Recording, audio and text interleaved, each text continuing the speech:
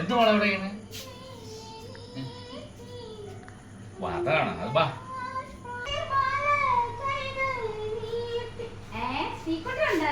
അവളെപ്പോഴേ വന്നു. നിന്റെ പാട്ടും കേട്ടോടെ വെളിയിരിക്കുന്നു.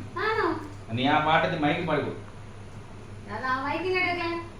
ആരാമലായി അമ്പാടിയായി ബാ അമ്മ പാടും. അവിടെ നോക്കളെ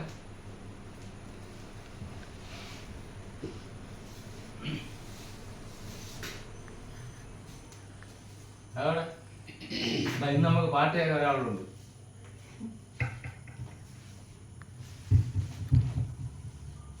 അമ്മയെ പാട്ട് കുറെ നേരം വെളിയൊന്നും കേട്ടു.